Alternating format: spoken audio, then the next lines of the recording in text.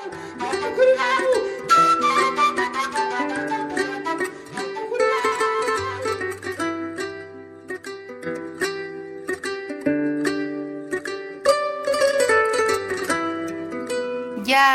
hino ɗo taarika fiima antu heɗito moƴƴa.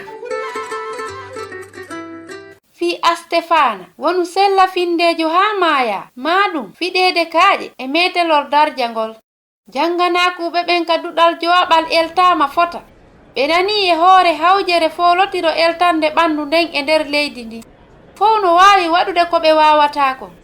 Fewndo ka rawnagol folotirongon e wawata yiwde yeesoji jalbu ɗiɗi wonande heddiɓe ɓen polgal ngal. Sayku dogiriwa folowo miijite si tawi o fuɗɗori no moƴƴiri o dogay no wawiri fow o feƴƴito heddiɓe ɓen. Tun adalte o lumbude ciifol sakkitorol ngol o jooɗo ka sera o accita folotiro ngon. Ɗum no metti miijade fiimum ko non woniri ka on fuɗɗiɗo moƴƴa no hani jokkitade o jogito haa ka sakkitoru.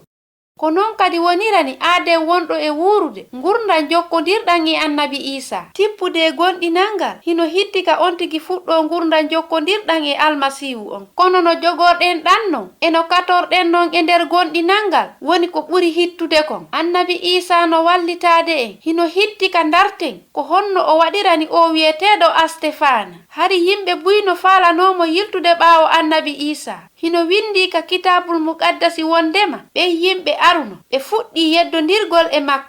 Kono kanko Astefana o pottitiɓe ɗum addi yo ɓe ɓurtumo nanagol mo. Hiɓe sakita penale hulɓiniɗe hen fow e hoore Astefana. On aaden jogiiɗo kulol Allah e on wallitotoɗo miskinɓe. Astefana adda yeeso ñaawirdu ndu. Astefana yenni Allah o yewti piiji yedduɗi fi sariya on. Hara ɗen tooñe ko goonga. Fow no ndaarude Astefana yeeso makko ngon no jalbirdewa malaikajo. Ɗo yo dandu hoore makko o woni e yewtugol fi annabi Isa. Ɓiɗɗo Allah on ari ka aduna ga on fempimo ka leggal altinirangal kono Allah immintinimo hakkunde mayɓe ɓen. Hay siko yeeso ñaawoɓe ɓen kanko Astefana himo humi e Isa joomi on no feewiri on say o tiggiti o wi mi kammu ngun no udditi awa kadi ɓi aden on no dari ka sengo ñaamo Allah.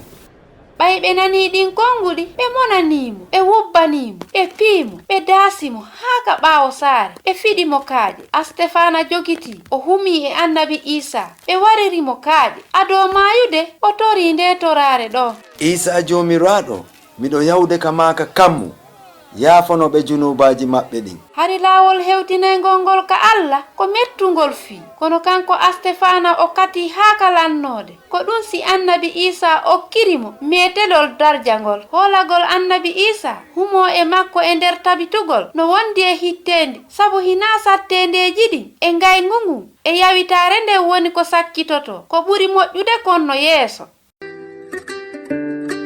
Husainatu wonno e yewtude ma. Mi weltanike ma fii ko heɗitiɗa kon hiɗen e saayi.